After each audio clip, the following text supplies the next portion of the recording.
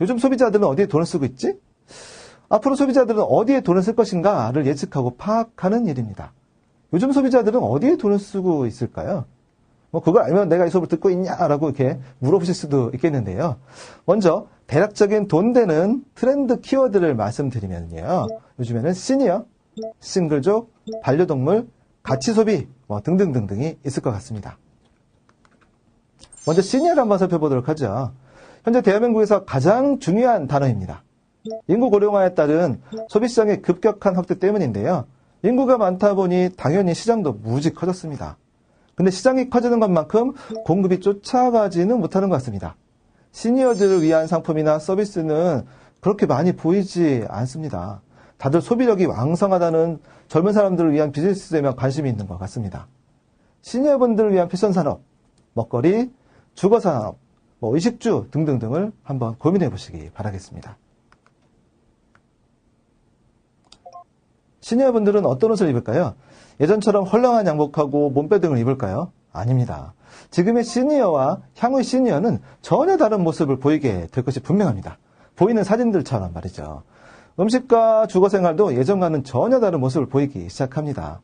웰빙을 위한 식단은 물론 집의 구조도 예전보다는 훨씬 작아지고 있는 추세입니다.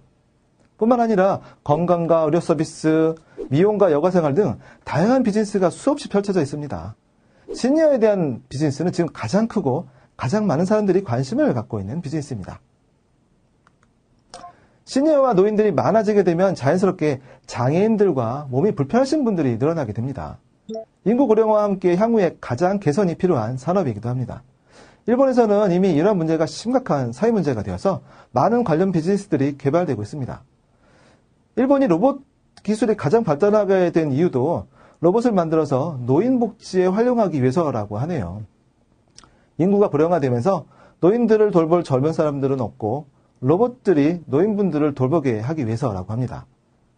관련 정부 예산도 계속해서 늘어나고 있는 추세니까요. 시니어와 함께 노인 복지와 장애인 관련 비즈니스도 함께 고민해 보시기 바라겠습니다.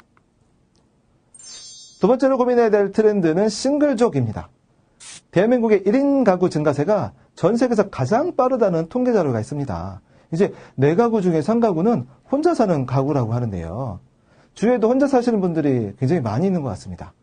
싱글족들 때문에 문화 자체가 많이 바뀌어가고 있습니다. 집도 클 필요가 없어지고 혼자 먹을 수 있는 식당도 많아지고 있고요. 마트에서도 더 적게 소분해서 상품을 판매하고 가전제품도 더 소형이 되어가고 있습니다. 향후에 어떻게 시대가 변화하게 될까요? 먹거리를 보면 1인용 식당은 이미 주된 트렌드로 자리를 잡아가고 있습니다. 심지어 1인용 고깃집도 생기고 있습니다. 이를 위해서 1인용 화로가 필요할 것 같고요. 인테리어가 지금과는 전혀 다르게 바뀌게 될 것 같습니다. 마트에서는 간편하게 먹을 수 있는 레토르트 식품이 더 많아지게 될 것 같네요. 집은 어떨까요? 혼자 살 수 있는 작은 집에 효율적인 인테리어 가구가 필요하게 됩니다. 가구와 가전 등은 혼자 사는 집에 맞게 작아지게 되겠네요. 그 외에 여성들을 위한 안전 관련 상품과 서비스가 향후에 더 많아지게 될 것 같습니다. 이렇게 싱글족도 남성, 여성, 성별과 20대, 30대, 40대, 50대, 60대 등 세대별로 전혀 다른 모습을 보이게 됩니다.